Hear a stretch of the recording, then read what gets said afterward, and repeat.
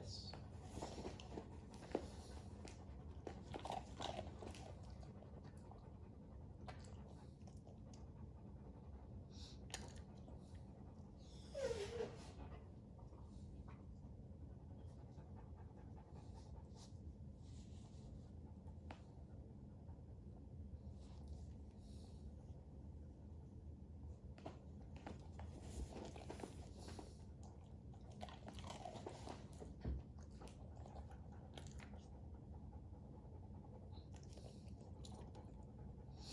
It's doing pretty good with this.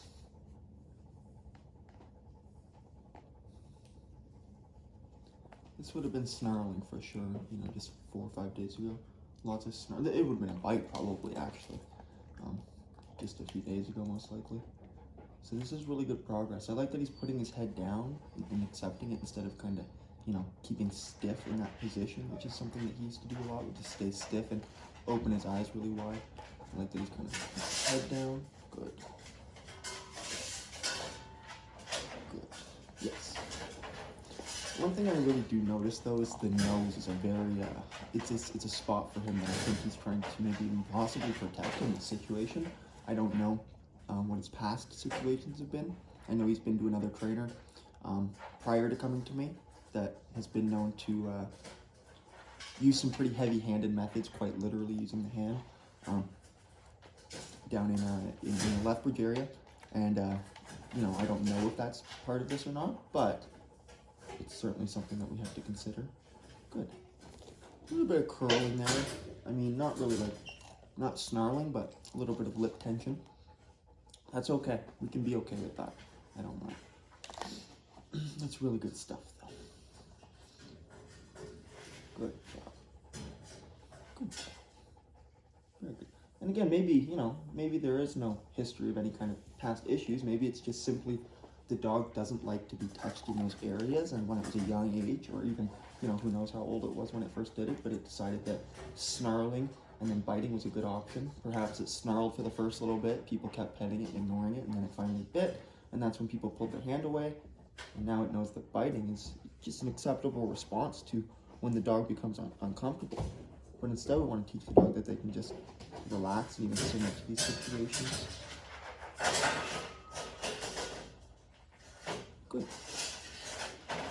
I like that the head is going down there. That's, you know, previously we would have seen more challenge from the dog in terms of the dog putting the head up, keeping it stiff, and really trying to make sure that you don't have access to petting that area or doing that, right? It'd be nice to see more of a, you know, the dog actually relax, totally calm down, but we'll get there. Good. Very good job, EhJay. And we're just pairing this with food to create more of a positive association. And again, you can see that head kind of going down, right? I'm okay with that, though. Good. It's very interesting.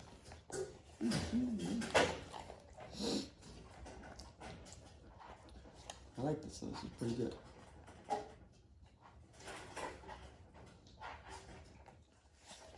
Taking it kind of slow between repetitions. That might have been a little bit fast there. We want to space out these repetitions when counter conditioning, making sure that there isn't a pattern of time kind of thing, you know, not treat, pet, treat, pet, treat, pet.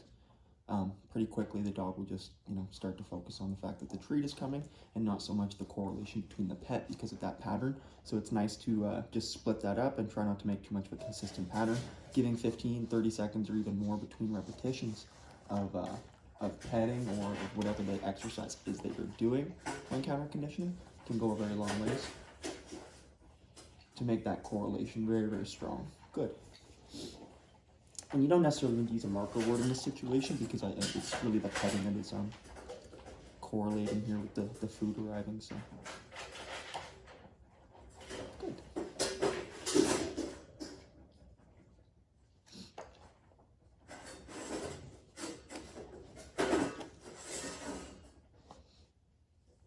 Good. Very good.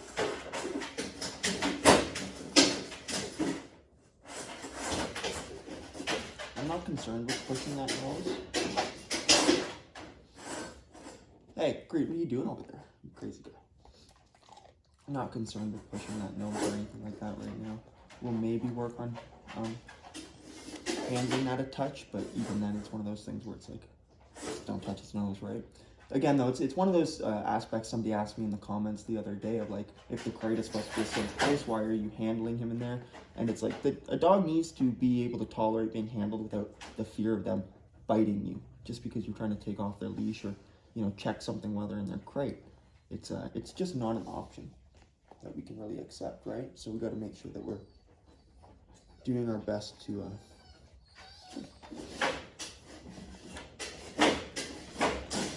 make sure that we don't accept these behaviors from our dogs, right? Hey, shh, Creed, down.